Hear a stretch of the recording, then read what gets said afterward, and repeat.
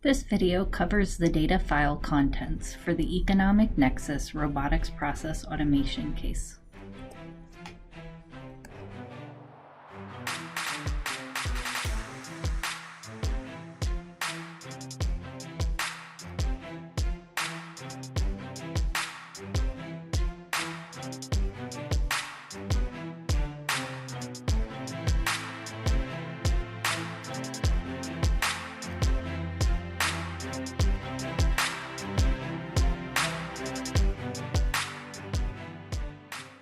In this case, our raw data is contained in a text file.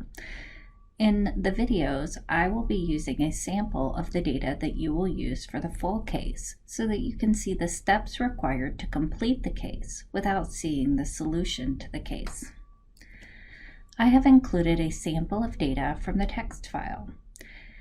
As you can see, the text file is comprised of data that is comma delimited, effectively making it a comma-separated values or CSV file that is saved as a text file.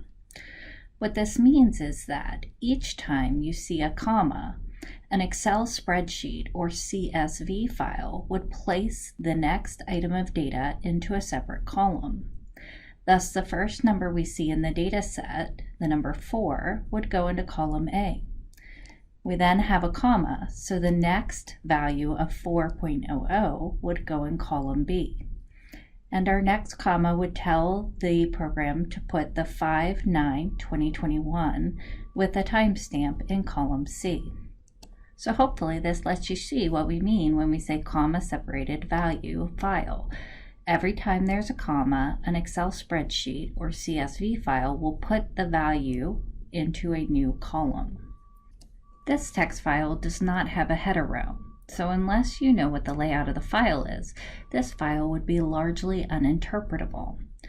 Recall, as you saw in the opening screen, this file is from a sales order database. This data is designed to track orders in a manner where management can understand sales trends and know when to restock flavors and sizes.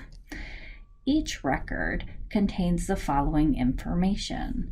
We have an ID that is specific to each record of data. We have an order number that we use to identify the records corresponding to a specific order. We have the order date and time.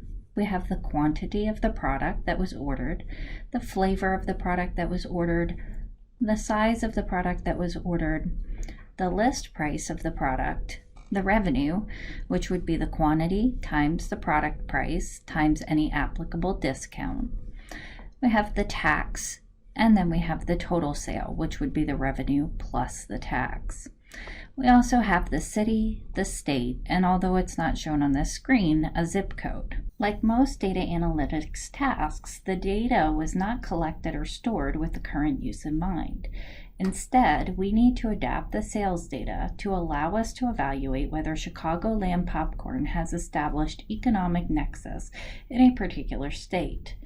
In order to complete this analysis, we must first clean and transform this raw data into a CSV file that not only has this header row, but also rows of data separated out by columns.